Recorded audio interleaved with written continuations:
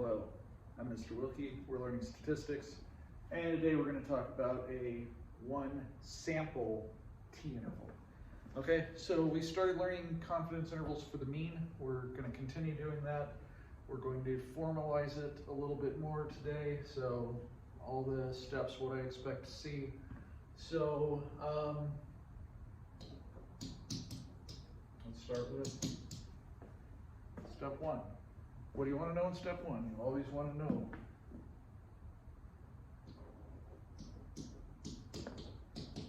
population and parameter of interest.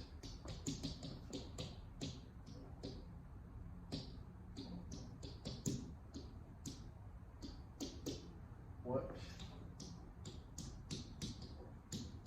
confidence level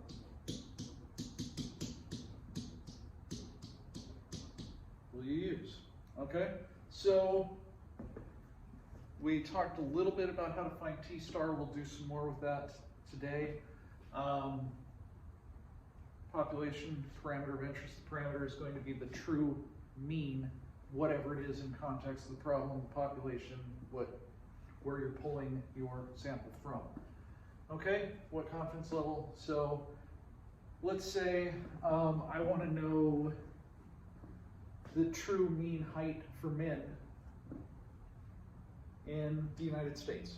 Okay, so I will take a random sample of people from the United States, guys from the United States, and let's do it at a 95% confidence level. Sure. Okay, step two.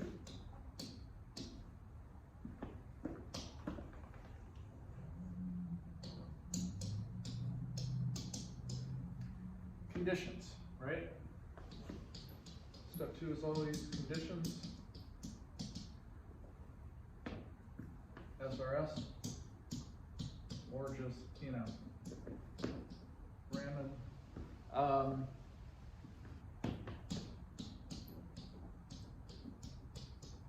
10% rule.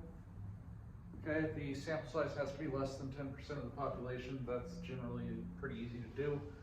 And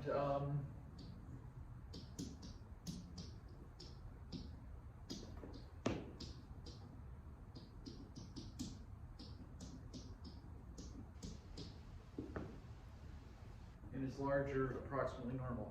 Now you'll notice the conditions are always more or less the same, right? With proportions, we needed random, we needed the 10% rule, we needed NP and Q greater than or equal to 10 because that made it approximately normal. Okay? Here, N just has to be large to be approximately normal, but it's still got to be approximately normal. All right? Proceed with a one sample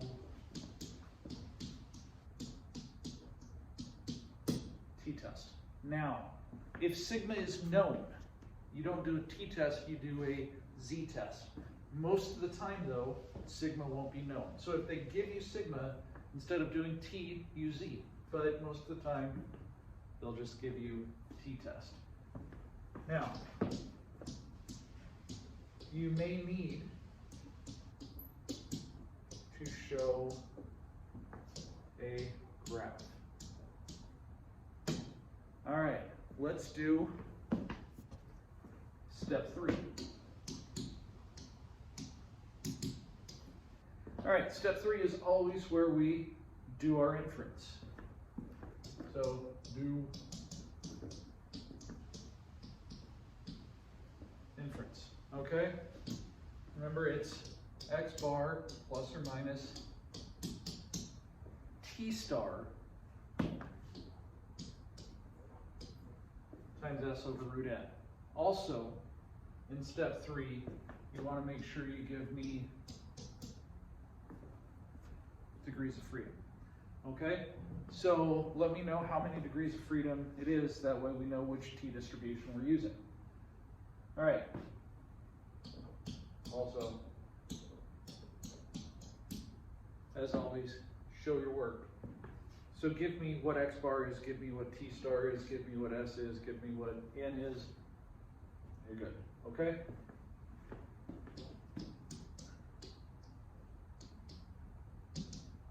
Step 4, interpret in context. Interpret in context. So we are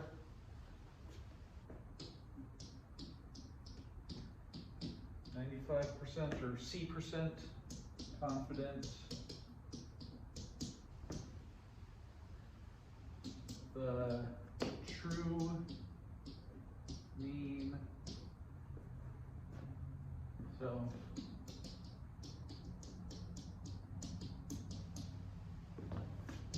is between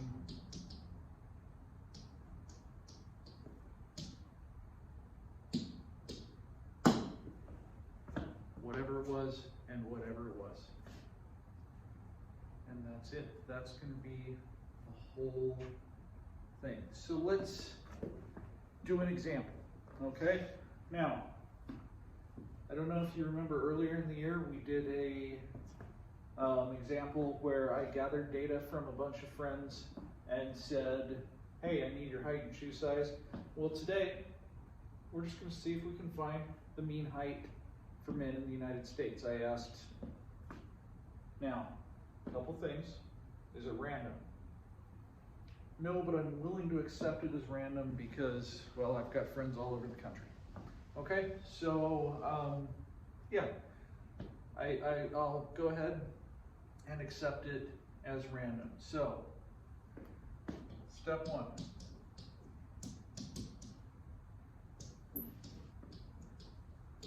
We want to know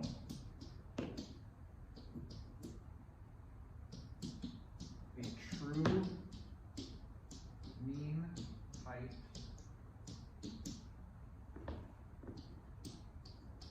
for adult men in the United States. Okay, so we will create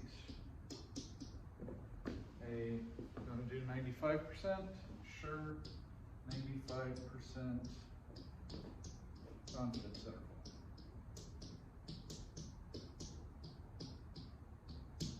Now, I have some data which I will post up on the screen at some point, but just by looking at it right now,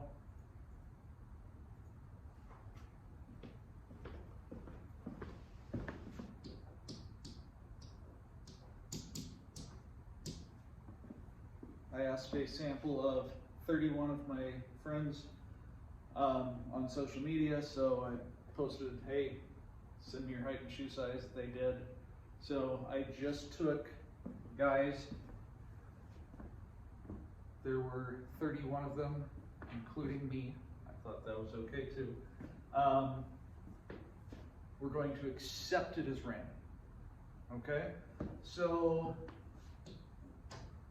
we are told to accept the sample as random. Now, it's not actually random, is it? Does that matter? It might. And there's a thing about guys is guys like to be tall. So they could have lied, rounded up. They could have, some of my shorter friends may have said, yeah, I'm not posting that. I don't know. Maybe they did, who knows? But we're going to accept it as random for the purpose of the problem, but this might not actually be true. We don't know. All right, so, but we're gonna accept the sample as random. There are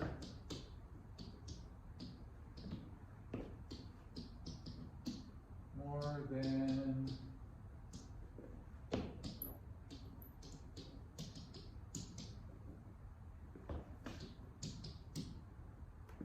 310 men in the United States. We're good there. Okay? And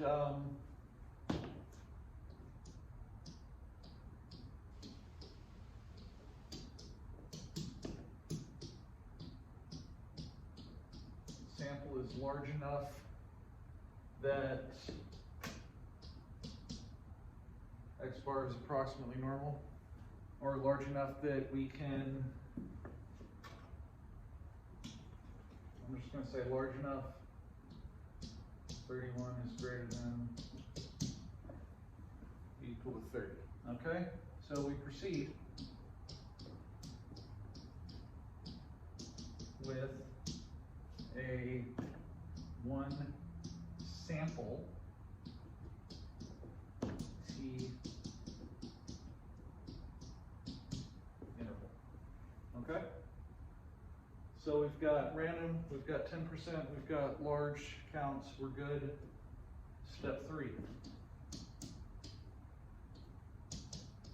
Now, to do step 3, I'm going to need to use the calculator. So I'm going to put the calculator up. We'll do all our calculator work. I'll write it down somewhere on one of the boards here so we have it. All right, so let's look at our calculator. All right, so as you can see, I've got data. It's it is 31, just like I said. If you want to graph this, I'm going to go over here so I can graph it. That way you can see that it's probably pretty close to normal, at least symmetric. So do a bar graph, zoom 9, and there you go. It's fairly symmetric, single peaked. Okay, we're good to go. Now, if I wanted to find x bar, I can do it a couple different ways. I can go stat, tests, go down to t interval, but let's just do it using one variable stats first on L1. Okay, so I've got x bar is 70.242. I've got S is 3.519.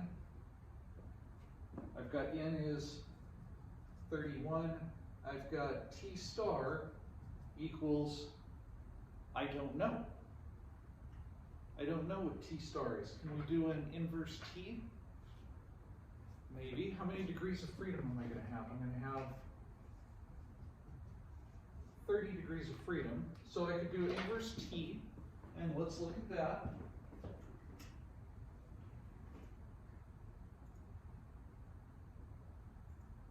Inverse T, I'm going to say it's at 0.975, 30. So T star should be 2.042. Now, you can look at the chart in your book, and it's in the back near the Z chart. I can look at the chart in my book, and your book, it's page T3, 30 degrees of freedom, 2.042. You got it. So now I can go back to where I was. So let's go back. Inference problem. So step 3, we said we do inference. We have x bar, which is 70.242 plus or minus T star, we said was 2.042 times S over root n equals whatever that is with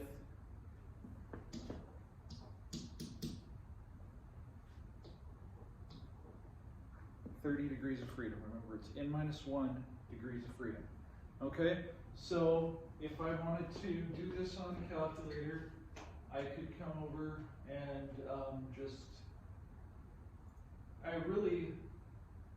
the easiest way to do it is to go to your stat tests, and I will show you how to do this as soon as we're done.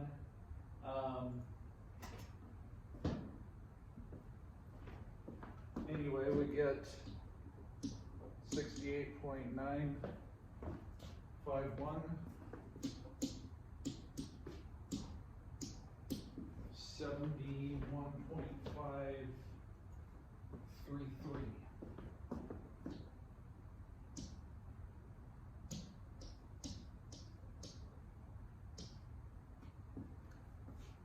And there we go, there's step 4. Or step 3, excuse me. Step 4, as always, interpret in the context of the problem. We are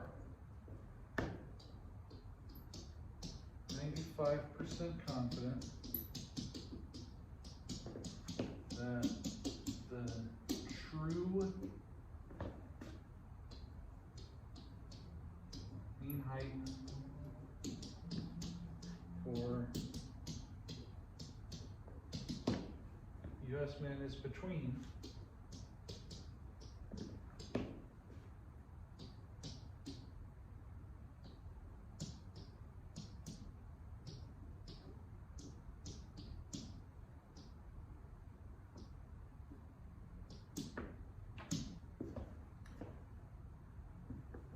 5 foot. I guess we should keep it 5 foot 11.5 inches. So 5 feet 8.9 inches and 5 feet 11.5 inches. Now, does anybody remember back what I said the average height was? I think I said for guys it was 5'9". Did we capture it? If it's true, then we did capture it. To be fair, we're doing a procedure that's going to capture the true mean 95% of the time.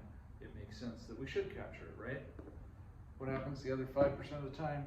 You make a type 1 error. Okay? Any questions? All right, well, if there's no questions, then yeah, we're good. If you have any questions, type them in the chat, type them in the YouTube comments, and I will be happy to answer all of them. In class, we'll go over how to do the t-test on the calculator. Yeah, that's about it. So anyway, thanks for listening. Thanks to Iron Reagan again for the t-shirt, and I will see you guys soon.